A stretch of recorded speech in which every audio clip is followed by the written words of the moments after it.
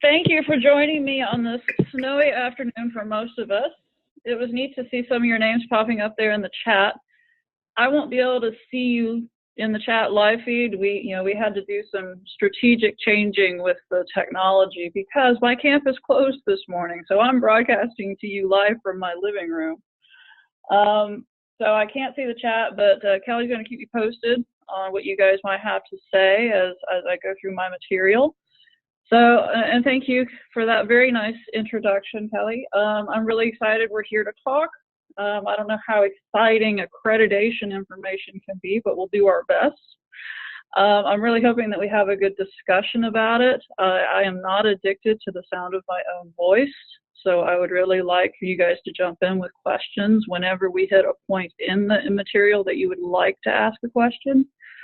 And I think I saw at least one person on the chat that is part of one of the schools that I'm going to be talking about. So I'd love for them to speak up whenever they feel comfortable.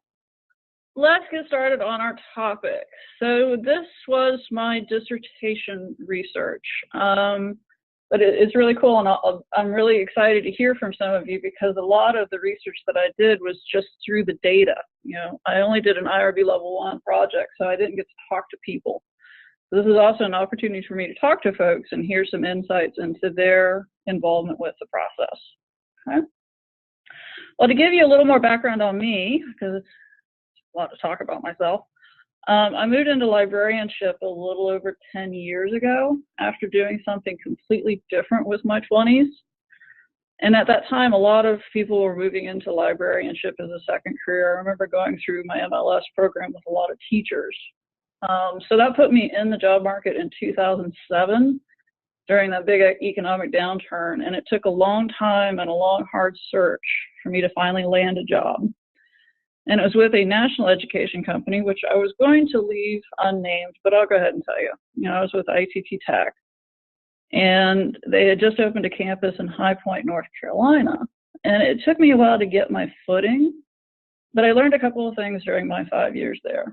And one of my big takeaways was the fact that if it wasn't for the North Carolina Board of Governors, they would never have hired me for that job with my MLS. You know, their model used a learning resource center designed to be administered by the dean and staffed by someone with a high school diploma. So it was the first time I really saw how accreditation standards can value and protect librarianship. You know, I may have had less than 100 books in my collection there, but I was there to help my students with my newly minted MLS degree in my hand. So that kind of brought accreditation to my attention. I really hadn't paid any attention to it at that point. But let's fast forward a few years, and with new employment came an opportunity to enroll in an EDD program. And I don't know about some of you, but I toyed with the idea of taking on a doctorate program for years. But I always talked myself out of it with, I don't know what I want to research, or that's a crappy idea for a dissertation. And finally, one of the English adjunct faculty that I worked with at the time listened to me lament on the problem again, looked me in the eye and said, "Joe, enroll in the blankety blank program. You know, use the coursework to figure out what you want to research." So I went ahead and enrolled the next term. So while the program I enrolled in was fully online, there were 2 required residencies. And while at the first residency, I dug around in the literature and came across a study conducted by a researcher named Laura Saunders from Simmons College. She examined the use of information literacy as a student learning outcome from the perspective of institutional accreditation. Now, Laura she's not on the phone call, is she? Okay, good. Just checking. As I read her dissertation, I knew I could do something similar but different. You know, her study looked at middle states. I don't know if you're familiar with middle states up in here towards the northeast. I figured I could look at SACS, okay? Which I realize now, I was trying to prep this presentation for an audience outside of North Carolina, but I realize now most of my folks are. So you know that SACS is the Southern Association of Colleges and Schools Commission on Colleges, which is a regionally accrediting body that covers most of the southeast of this country. Okay. So let's get off the first slide. All right, this brings us to the problem statement that I began my research with. So as most of you know, dissertation research is designed to spot a gap in the literature and try to contribute to it. For those of you that may be in this process, remember, you are not supposed to save the world with your dissertation. You are to use your work to secure your dissertation and then go save the world. The gap that I identified was a lack of examination of other regional accrediting bodies within the US for use and interpretation of the information literacy standards. You know, Saunders explored that question with middle states. That left at 5 other agencies.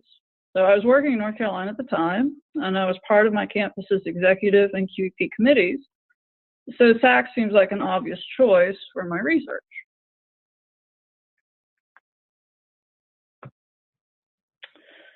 All right, so as many of you are probably already aware, information literacy has been in use as a standard of accreditation for nearly 20 years. At over 15 on the slide, we'll say closer to 20 years now. The addition of information literacy to regional accreditation began in 2002 with middle states. And as the researcher Rattray, I came across him during my lit review, he wrote and pointed out at the time, the change was prompted by the perception that information literacy is important and librarians were reporting slow adoption by faculty. So the hope was that middle states would, quote unquote, lay down the law for institutions and thereby solve the problems librarians faced regarding adoption. Which I found very interesting because it showed another point of support for librarianship, and by adding it to the accreditation standards gave us another layer of support within institutional structure. So SACS followed this suit the same year. So in 2002, both of them adopted accreditation information literacy standards. So for those of you that are putting together a timeline, you may remember that the ACRL released their information literacy competencies in 2000. Within 2 years, accrediting bodies began to incorporate them. Then, of course, in the middle of my project, they rescinded the competencies in 2016 and replaced them with the framework. So this conversation, that change is going to be part of the conversation a little later. So the turn of the century brought a lot of change to our professional field. Let me think about it. And do I have any digital librarians on the call? Yeah, online learning librarian, the same thing. It helps me make my point, Sam. We've evolved, right? We're teaching online media literacy. We weren't doing that 20 or 30 years ago. So one of the points here is that, we're evolving. There was a lot of fear for a time that we were going to be made obsolete by the rise of the internet. And instead, we've become more relevant than ever, which I think is pretty exciting. I mean, there's just been so much change in our professional field. So my first choice of data set to explore the different interpretations of information literacy and the amount of significance institutions placed upon it was the self-study reports. How many of you have contributed to self-studies? Yay!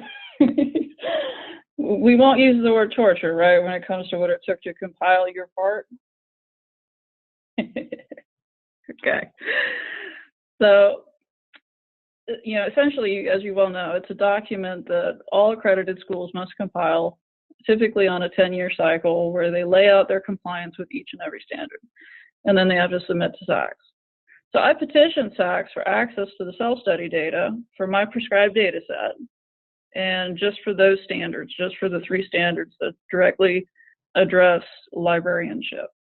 And their response was, that's going to be too much work for us to pull that data out and redact it, so no.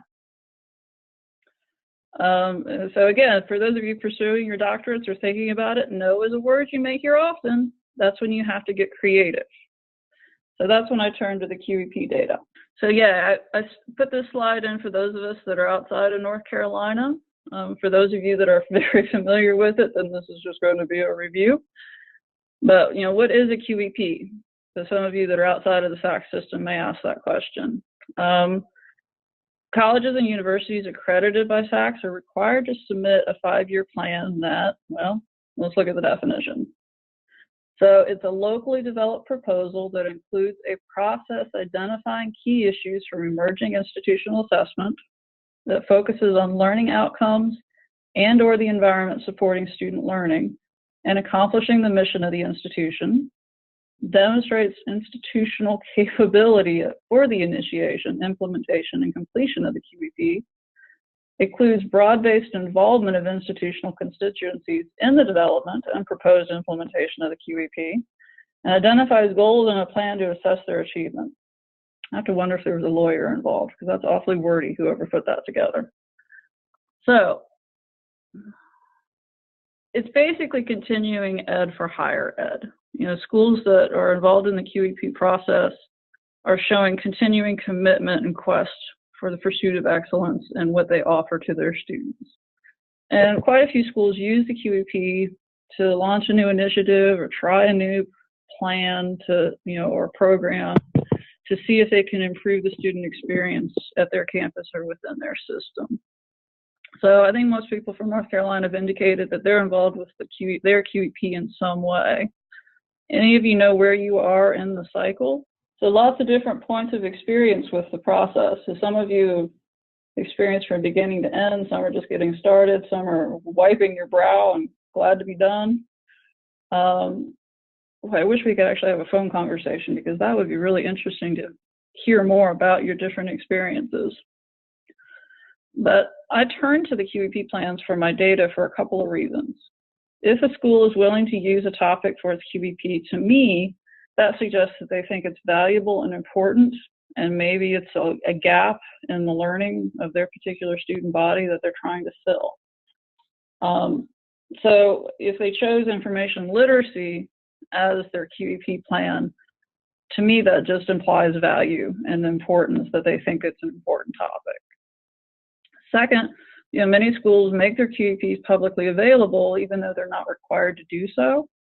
And third, I needed publicly accessible data. So put all that together, I couldn't, petitioning enough schools individually for access to their self-study reports would have been an IRB nightmare. So it really wasn't an option. And finding and interviewing, whether I did it in person or by survey, enough people from different colleges and universities to get a robust data set just really wasn't feasible either. So I turned to the QEP reports. So as I mentioned earlier, as far as I could tell surveying the literature, no one had conducted an examination of the SACS information literacy standards. In 2013, a librarian named Benjamin Harris looked at the SACS QEP data for elements of information literacy across the curriculum. Sorry if you can hear, my dog just woke up. He's rattling his collar right next to me. I wanted to know if schools in North Carolina were using information literacy in some form in their QEPs. So looking at the QEPs is a way to see what others are doing or not doing and develop comparative data between different information literacy initiatives. Okay, so here are the principles that I keep yammering on about. Most of you, it sounds like, might be familiar with them already. So if a school is in good standing with SACS, it's presumed that they are meeting basis for these standards, which is why I excluded schools on probation from my data set. It's highly doubtful that they were put on probation for not complying with these particular standards, but I couldn't prove it. So as with most standards, they are written with broad enough language that schools can reach compliance in a number of ways. So for example, with 3.8.1, schools may choose to keep a small physical collection and sink their money into databases. 3.8.2 doesn't indicate who is offering the library instruction, which I think is important. We as librarians like to think that we are the ones doing it, but faculty often deliver the content themselves. So, and in regards to 3.8.3, like I talked about earlier, if it wasn't for the North Carolina Board of Governors, which I know is a different entity than SACS, but still, my previous school may have used someone who volunteered at the local library for a few years to serve the information needs of its students. So these standards are designed to demand a quality experience for students enrolled at accredited schools. It also offers the librarian protection each time the talk of budget cuts rolls around. Now, these are the research questions that guided my exploration of the data. The first one was obviously written with the self-study data in mind, but I went ahead and applied it to the QEP data. The second one came from my lit review. The third one came from the switch from the competencies to the framework. And then the fourth one I developed with the help of a former colleague who thought it might be an interesting way to cut the data. So, flexibility is key when you're working with a dissertation project. So my hope when I started sifting through this data, when it was originally directed at the self-studies, was to see what institutions, what they were reporting for compliance with the standard. I saw it as an opportunity to identify potential best practices and potential cross-institutional collaboration. With the switch to the QEP data, I wanted to see what different schools were emphasizing with their QEPs and where librarians fit into the process. So keep in mind, when I conducted this review in 2016, I was writing for a more generalist audience as I was pursuing an EDD in higher education and not a library-specific PhD. This means that most of the information I present in this portion probably won't be mind-blowing for those of you working in librarianship. When I reviewed the library literature, I came up with a couple of themes. And by the rise of the digital age, I mean the development of the internet for common use. There was a lot written about librarians as instructors. And the big C, collaboration, that word came up a lot. And there's a lot of talk about our status within different institutions. So what does library instruction look like? That's actually a portion of this. So the reason I talk about information literacy instruction is because it came up so often in the literature. And it's also a critical part of what some of these QEPs are doing. So, what are some of the changes that have been brought to our field by technology? We've already touched on a few of them. I don't know about you guys, but I still have a physical card catalog in my library. For decorative purposes, of course. Okay. So, what are some other changes? Some of the obvious ones. Like Sam said, she's an online librarian. So we're moving from the model of, so we're video instruction, yes, distance learning. So we're moving from that old model of where we collected the information and kind of guarded it, to now we're directing students to the information and teaching them how, not just how to find it, but how to evaluate it. Exactly. More time on the concepts. How do you evaluate? How do you discern what is useful information, what is quality information? All the components of information literacy that we've been teaching. So, we used to be just the guides. Now, in addition to that role, we're educators. We're teaching the end users on evaluating and effectively using information. For those of us that are, I still consider myself fairly new to the industry with 10 years, that's a huge paradigm shift. We're teachers now. What you folks are reporting is pretty well in line with what's in the literature as well. So I certainly, when I went through my MLS 10 years ago, I wasn't taught how to teach. It was I won't say it was a shock, but let's call it a surprise when I found out that I would be, doing, classroom instruction as part of my library role. My husband likes to look at me and drop his chin and raise his eyebrows and say, honey, no one is taught how to teach. He's an economist. You just kind of got to figure it out when you get in front of the room. But, the literature shows that, most of us aren't very happy with that. We figure it out, but we don't receive formal instruction on how to teach. We find out when we get into our roles that that's considered part of the package, and there's a disconnect there. So that was a big theme in the literature. And then, of course, there were a few reports of friction between librarians and faculty and the perception of the roles. That I found of interest because it doesn't align with my personal experience. I've always worked with very open and receptive faculty to the services that I have to offer. But I understand some others have had different experiences in that regard, and it does show up in the literature. But the overall resounding theme was a call for collaboration between faculty and librarians in order to promote information literacy And the main form of collaborative promotion was to integrate it somehow into the curriculum. Okay? And then for our roles outside of the library, it sounds like quite a few have already found those. I've been here at Penn State for 5 months now, and I'm finding that I'm going to have some roles outside of my library, which is a good thing because it helps cement your place in the overall campus culture, but it's also a challenge because it's outside of what we thought our roles were going to be, and that includes working on some of these QEP projects. Okay, well, let's talk a little bit about my methodology. I won't bore you too much on this, but I had to apply some limiters to my data set in order to make it manageable for one researcher, which is an important component of a dissertation. So therefore, I focused on SACS schools in the state of North Carolina that were in good standing. I only used QEPs that were publicly available, which and in their entirety. And that little rule meant I excluded 2 schools that said in their summary they were using information literacy, but I couldn't get a hold of the entire plan, so I did exclude them from my data set. And of course, by using only publicly available data, I may have set myself up for some self-reporting bias, but I felt this would have minimal impact on my results.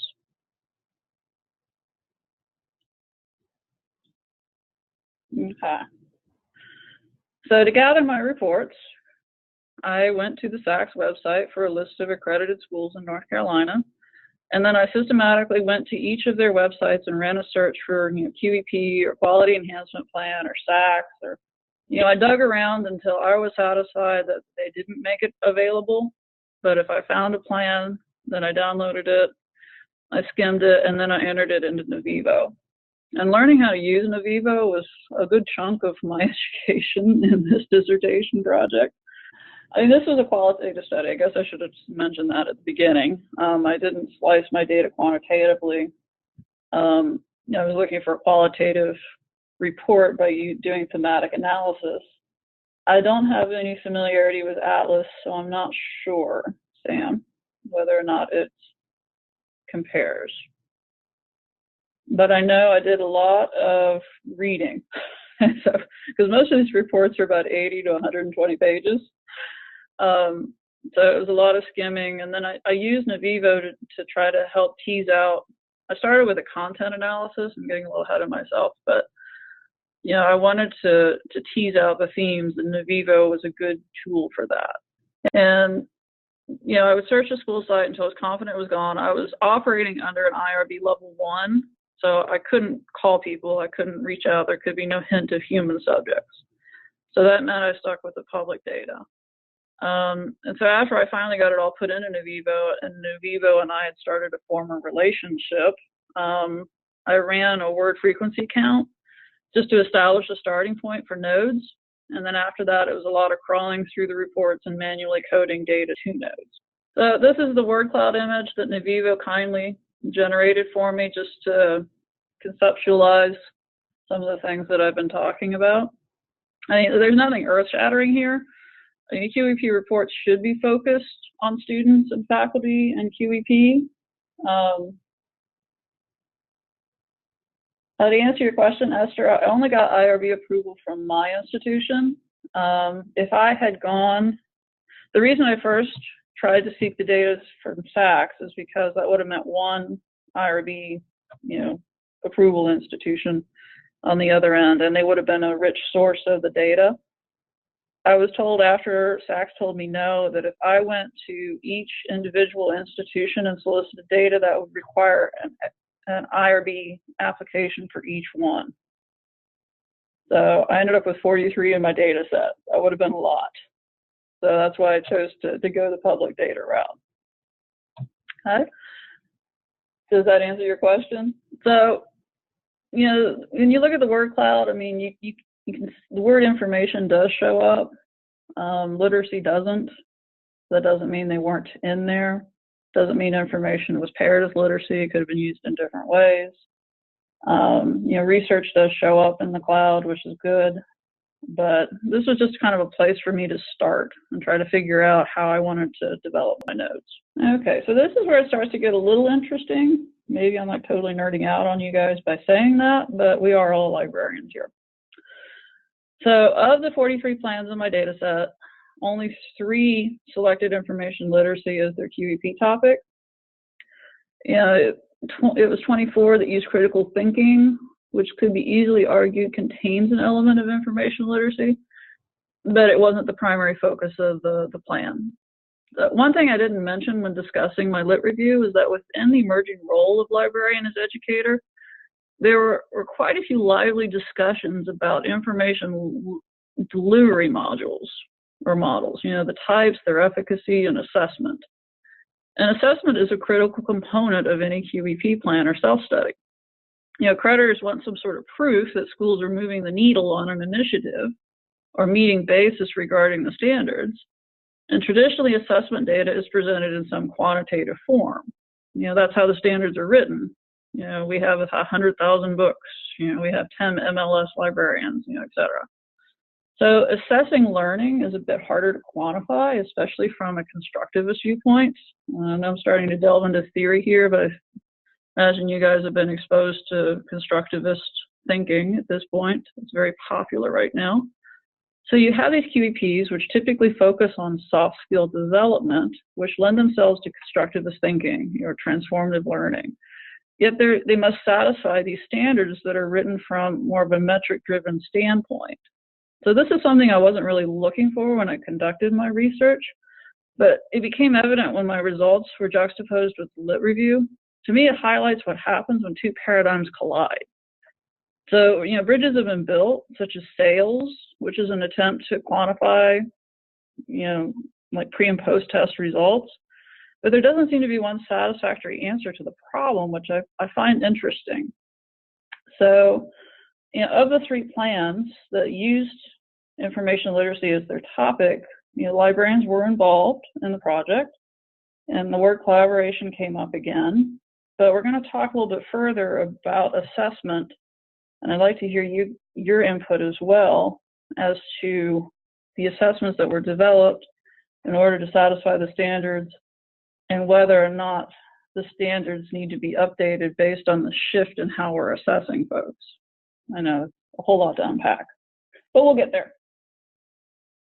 Okay.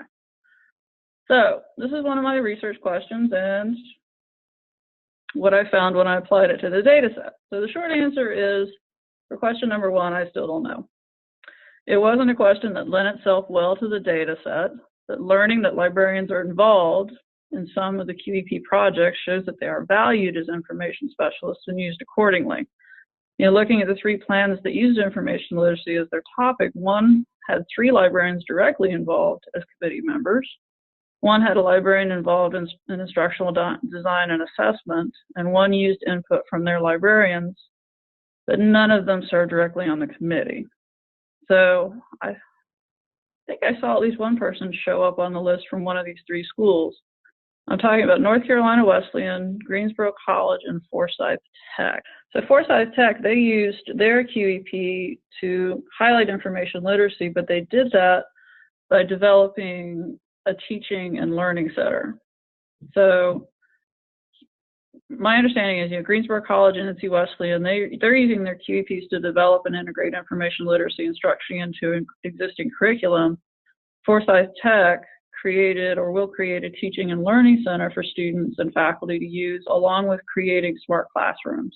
So to me, it was just really interesting to see the different approaches to information literacy. I wasn't clear reading Forsyth Tech's report who was going to staff the Teaching and Learning Center, whether it was going to be library professionals and some sort of other information specialists. But it was interesting to see the challenge of promoting information literacy tackled in different ways. Collaboration, very common theme in all 3 of those QEPs. My question when I was reading the curriculum integration projects was, and maybe Esther or somebody else can take this up, is a curriculum integration a code word for one-shot instruction? The literature seems to have developed, not necessarily, okay, that's good, because the literature seems to have developed a very firm opinion about the efficacy or lack thereof of the one-shot model, but so many of us still operate under it. So, it would be great to see a school use their QEP to develop perhaps a credit-bearing course that seems to have a lot of support right now in the literature, or series of courses for information literacy. But again, collaboration was a very evident theme, and corresponded to the theme in the literature, which I thought was interesting.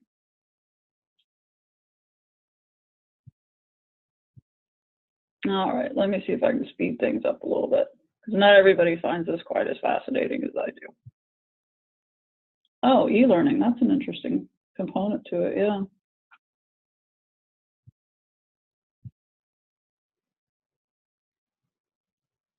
Okay, so kind of briefly to go through my other questions.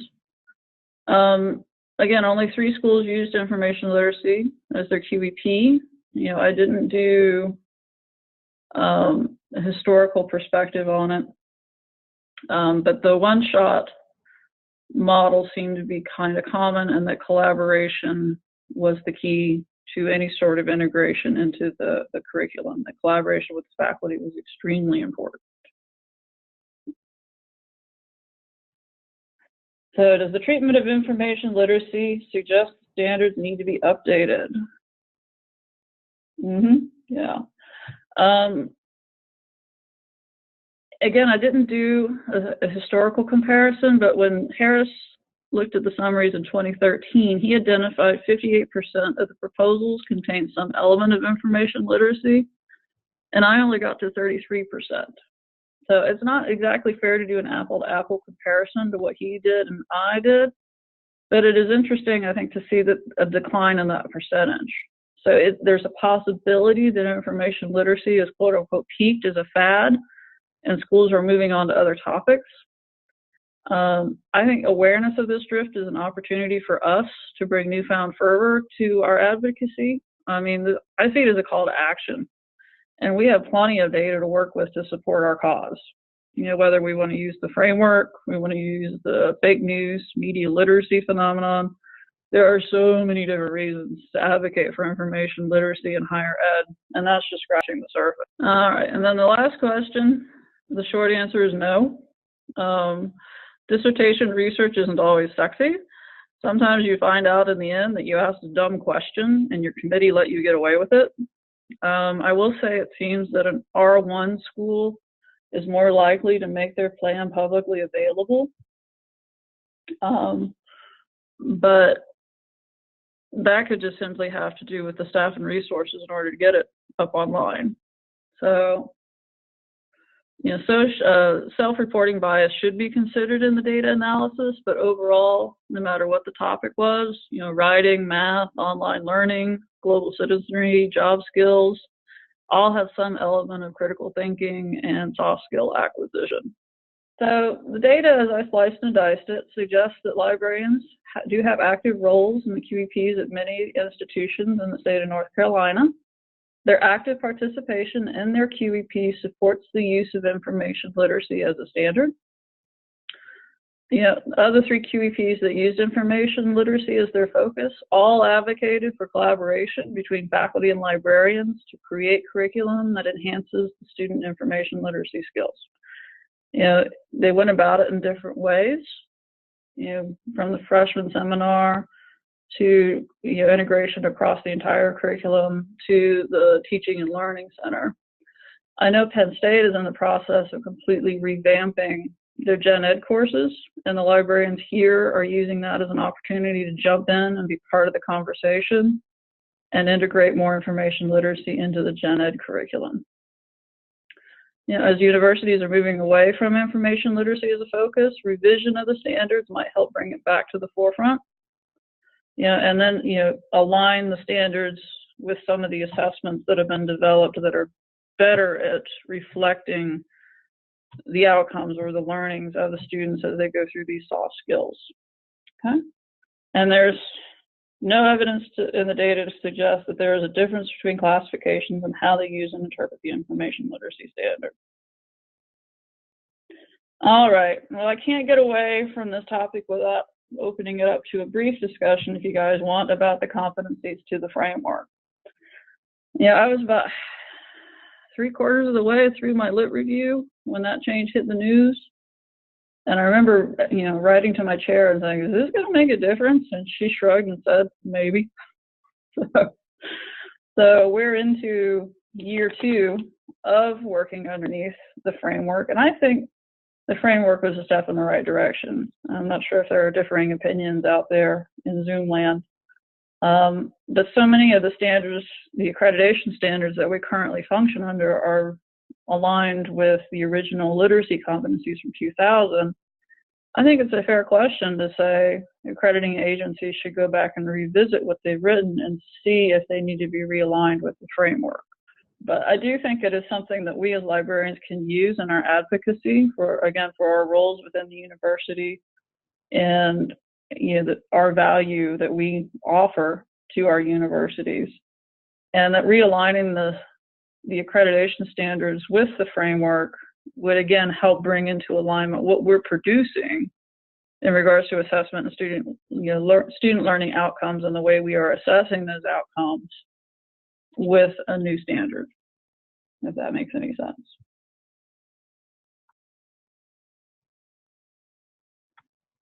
Okay. The end is in the beginning, but yet we must go on. So QEPs are kind of a creature by design to focus on soft skills. Critical thinking is a very popular topic. Information literacy maybe was a popular topic, and now it's waning a little bit. The QEP data shows the role of the academic librarian that's taken on new context. They're serving on QEP committees. They're working on accreditation documents. We are moving beyond the traditional role, and we have been now for 20 years. The collaboration word keeps coming up. We'll never get away from that, and I think that's a good thing. Collaboration is key to try to get our initiatives integrated into the curriculum and move towards right now, which seems to be the holy grail in the literature, which is the credit-bearing course. Communication, creativity, yes, they're all good C words. And that, we as academic librarians cannot become complacent. We've always got to continue to advocate for our roles, for the role of information literacy in the curriculum. There's just too much evidence out there that we are needed more so than ever. I don't know if any of you are familiar. There was right about the time I was wrapping this project up, a study came out from Stanford University, led by a researcher named Weinberg, talking about civic reasoning. It was out of the history department, I believe. But he did a nationwide survey of students in middle and high school and college, and was, not to trivialize what he did, but the summary was he was appalled with the level of information literacy skills in these students. They have technical knowledge, they can run all these devices, but they do not know how to filter the information that comes to them. I could post the link to his study and the follow-up information from the seminar, but it's just, we are more, I know I'm preaching to the choir, we are more relevant than ever, and we need to make sure that our campus communities know that, and that our systems know that, and know what we can contribute, whether it's through the QEP program or otherwise. So recommendations that come out of my work, there are other regionally accrediting bodies out there that can be reviewed. And a curriculum analysis might be interesting if somebody wants to take up that torch. And then just advocate for a potential revision of the standards so that they align with what we're actually doing. I might choose to take one of these up. I haven't decided yet. I do have to, my role here at Penn State is tenure track, so I have to continue with some form of research, but I'll pick one. You guys can take up some of the others. How about that? So that's what I have. Any questions?